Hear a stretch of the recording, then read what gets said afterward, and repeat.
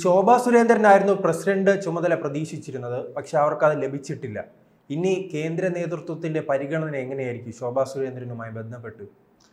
ശോഭാ സുരേന്ദ്രന് കൊടുക്കാത്തത് എന്താണ്, അല്ലെ MT രമേശിന് കൊടുക്കാത്തത് എന്താണ് എന്നൊരു ചോദ്യം കൂടി പലരും ചോദിക്കുന്നുണ്ട്. അത് കാര്യം എന്ന് പറഞ്ഞാൽ അത് വിഭാഗീയത ഒന്നുകൂടെ മൂർച്ഛിക്കും. അതുകൊണ്ടാണ് പ്രത്യേകിച്ച് 2 തെരഞ്ഞെടുപ്പ് മുമ്പിൽ നിൽക്കുകയാണ്.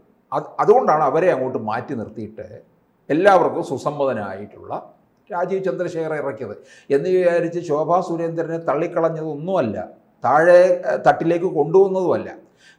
24 ലോക്സഭാ തെരഞ്ഞെടുപ്പിൽ സംസ്ഥാന ഘടക ഇടപെട്ടാണ് താഴ്ത്തി നിർത്തിയിരുന്നത്. ഒടുവിൽ കൊണ്ടല്ലേ ആലപ്പുഴ കൊടുത്തത്. പിന്നീട് കേന്ദ്രം മനസ്സിലാക്കിയല്ലോ ശോഭാ സുരേന്ദ്രൻ്റെ മൈലേജ് എത്രത്തോളമാണെന്ന്. ഇവിടുത്തെ പല ഘട്ടങ്ങളായിട്ടല്ലായിരുന്നു രാജ്യത്ത് തെരഞ്ഞെടുപ്പ് നടന്നത്. ഇവിടുത്തെ തെരഞ്ഞെടുപ്പ് കഴിഞ്ഞ് ശോഭാ സുരേന്ദ്രൻ വിശ്രമമൊന്നും അല്ലായിരുന്നു.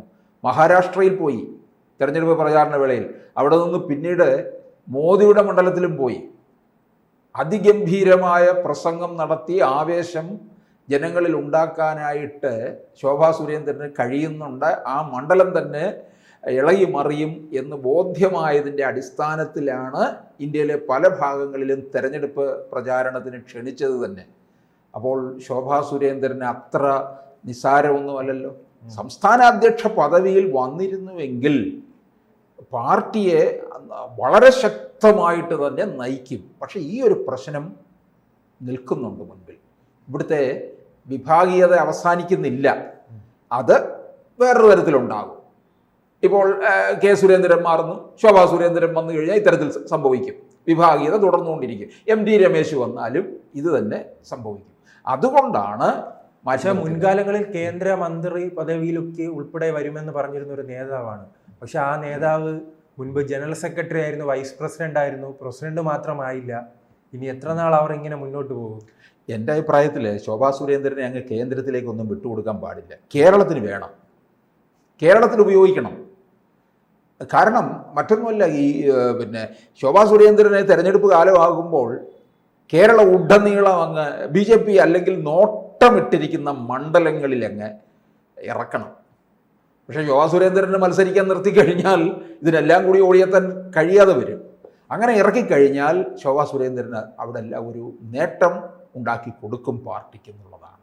ഇപ്പോൾ കേന്ദ്ര നേതൃത്വത്തിലേക്ക് കൊണ്ടുവന്നു കഴിഞ്ഞാൽ വല്ല BJPയുടെ അഖിലേന്ത്യാ തലത്തിൽ അഖിലേന്ത്യാ ഉപാധ്യക്ഷ അങ്ങനെയുള്ള സ്ഥാനത്തേക്കൊക്കെ വേണമെങ്കിൽ കൊണ്ടുവരാം. അല്ലെന്നുണ്ടെങ്കിൽ രാജ്യസഭാ സീറ്റ് കൊടുത്ത് ഒരു കേന്ദ്ര സഹമന്ത്രി പദവിയിലേക്ക് കൊണ്ടുവരികയൊക്കെ ചെയ്യാമായിരിക്കും. ഇനി എന്തായാലും ഒരു കേന്ദ്ര സഹമന്ത്രി പദവി തൽക്കാലം ഇപ്പോൾ കേരളത്തിന് ഇനിയിപ്പോൾ ഉണ്ടാകാൻ പോകുന്നില്ല. കാരണം 2 പേർ നിൽക്കുകയാണ്. ഇനിയിപ്പോൾ അവർ കൊടുക്കണമെന്നുണ്ടെങ്കിൽ ഘടകകക്ഷികളിൽ ആർക്കെങ്കിലും പോകണം. NDA മുന്നണിയിലെ തുഷാർ വെള്ളാപ്പള്ളിയെ എന്തെങ്കിലും തരത്തിൽ പരിഗണിക്കണം. തുഷാർ വെള്ളാപ്പള്ളി വർഷങ്ങളായി തന്നെ ഈ രാജ്യസഭയിലെത്തും, കേന്ദ്രമന്ത്രിയാകുമെന്ന് പ്രതീക്ഷിച്ചാണ് നിൽക്കുന്നത്. ഇടക്കാലത്ത് ചർച്ചകളും ഉണ്ടായിരുന്നില്ല. പല ജില്ലാ കമ്മിറ്റികളും പ്രമേയം പാസ്സാക്കുന്ന ഒരു അവസ്ഥ ഉണ്ടായിട്ടുണ്ട്. കാരണം അവർ ചൂണ്ടിക്കാണിക്കുന്നത് വർഷങ്ങളായി തന്നെ BJPയിൽ നിൽക്കുന്നു, പക്ഷെ അവർക്കൊന്നും ലഭിച്ചിട്ടില്ല. അങ്ങനെയാണെങ്കിൽ കോൺഗ്രസിലേക്കോ UDFിലേക്കോ പോവുകയാണെങ്കിൽ വലിയ രീതിയിൽ പരിഗണന ലഭിക്കുമെന്ന് പല ജില്ലാ കമ്മിറ്റികൾ, പ്രത്യേകിച്ച് കോട്ടയം പോലുള്ള ജില്ലാ കമ്മിറ്റികൾ പ്രമേയം പാസ്സാക്കുന്ന ഒരു അവസ്ഥ തന്നെ ഉണ്ടായിട്ടുണ്ട്. പക്ഷേ ഈ തുഷാർ വെള്ളാപ്പള്ളിയെ BDJS NDAയിലേക്ക് കൊണ്ടുവന്നത് ആരാ? രാജീവ് ചന്ദ്രശേഖരൻ്റെ ഒരു കഴിവാണ് അതിനകത്ത് വന്നിട്ടുള്ളത്. അപ്പോൾ തീർച്ചയായിട്ടും എനിക്ക് തോന്നുന്നു ഈ പല ഘടകകക്ഷികളെയും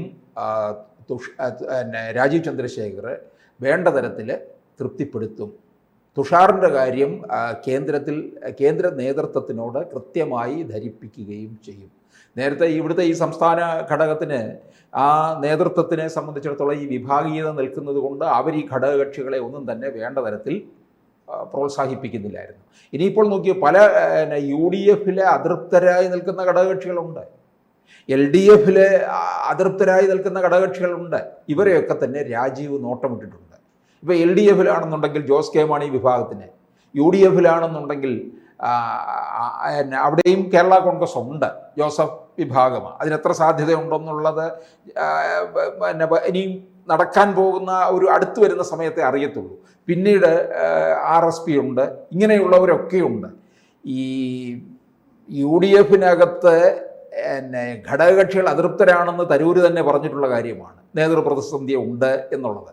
അപ്പോൾ തീർച്ചയായിട്ടും ഇവർക്കൊരു സാധ്യത മങ്ങുന്നു എന്ന് കണ്ടു കഴിഞ്ഞാൽ ഘടകകക്ഷികൾ അവിടെ വിട്ടിറങ്ങാനുള്ള സാധ്യത കൂടുതലുമാണ്.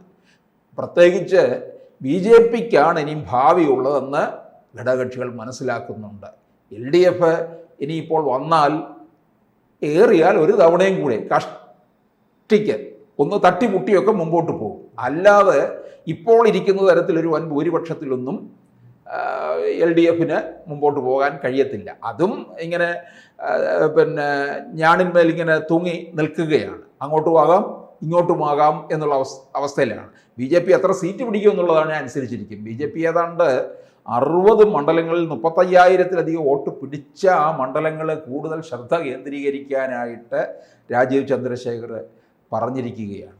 അപ്പോൾ ഇതിനകത്ത് ഈ ശോഭാ സുരേന്ദ്രൻ്റെ ഒരു പ്രവർത്തനം കൂടി ഇവിടെ ശക്തമാക്കി കഴിഞ്ഞാൽ, അല്ല, ശോഭാ സുരേന്ദ്രനുമായി ബന്ധപ്പെട്ട് ഇനി അവരുടെ മുന്നിലുള്ളത് ഒന്നെങ്കിൽ ദേശീയ തലത്തിലേക്ക് ഒരു ചുമതല നൽകുക, അല്ലെ, ജനറൽ സെക്രട്ടറിയോ ഉപാധ്യക്ഷനോ ആ രീതിയിലൊരു, അല്ലെങ്കിൽ വനിതാ മോർച്ചയുടെ, മഹിളാ മോർച്ചയുടെ ഒരു പ്രസിഡന്റ് ആക്കുക. അതായിരിക്കും അവരെ മുന്നിലുള്ള ഒരു പ്രധാനപ്പെട്ട നൽകാൻ കഴിയുന്ന ഒരു ചുമതല. അല്ലെങ്കിൽ രാജ്യസഭയിലേക്ക് എത്തിക്കുക. അതിൽ കൂടുതൽ ശക്തമാകാൻ സാധ്യത ഇപ്പോൾ രാജ്യസഭയിലേക്ക് എത്തിച്ചു കഴിഞ്ഞാൽ ഈ പറഞ്ഞ പോലെ കേന്ദ്രമന്ത്രി സ്ഥാനമൊന്നും കൊടുക്കില്ല തൽക്കാലം. പിന്നെ രാജ്യസഭയിലേക്ക് മാത്രം നിന്നിട്ട് എന്ത് കാര്യമാണ്? അതിലും ഭേദം കേരളത്തിൽ തന്നെ കൂടുതൽ ശ്രദ്ധ കേന്ദ്രീകരിക്കാനായിട്ട് നേതൃത്വം ആവശ്യപ്പെടുകയും ചെയ്യാം. കാരണം പല മണ്ഡലങ്ങളും ഇപ്പോഴത്തെ ഈ ലോക്സഭാ തെരഞ്ഞെടുപ്പ് കഴിഞ്ഞ വേളയിൽ തന്നെ തീർച്ചപ്പെടുത്തിയിട്ടുള്ളതാണ് ചില മണ്ഡലങ്ങൾ പിടിച്ചെടുക്കുമെന്നുള്ളത്. ഇപ്പോൾ തിരുവനന്തപുരത്ത് തന്നെ വട്ടിയൂർക്കാവ്, നേമം, കഴക്കൂട്ടം, തിരുവനന്തപുരം മണ്ഡലങ്ങൾ കൃത്യമായി പറയുന്നുണ്ട് BJPയുടെ കുത്തകയായി മാറാൻ പോകുന്നു എന്നുള്ള തരത്തിലാണ്. അതുപോലെ ആറ്റിങ്ങലുമുണ്ട്. ആറ്റിങ്ങലൊക്കെ ആകുമ്പം ശോഭാ സുരേന്ദ്രൻ നേരത്തെ നിന്ന് ഇടം കൂടിയാണ്. കഴക്കൂട്ടവും പരിചിതമാണ്.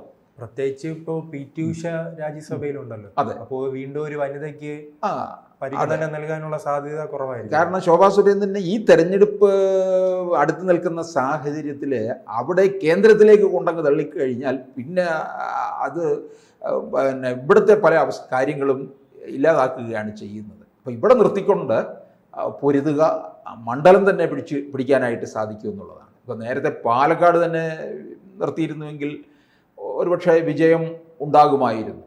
അതില്ലാതായിപ്പോയി. അവിടെ BJPക്ക് അത്തരത്തിലുള്ള ചില പാളിച്ചകളൊക്കെ സംഭവിച്ചു എന്നുള്ളതാണ്.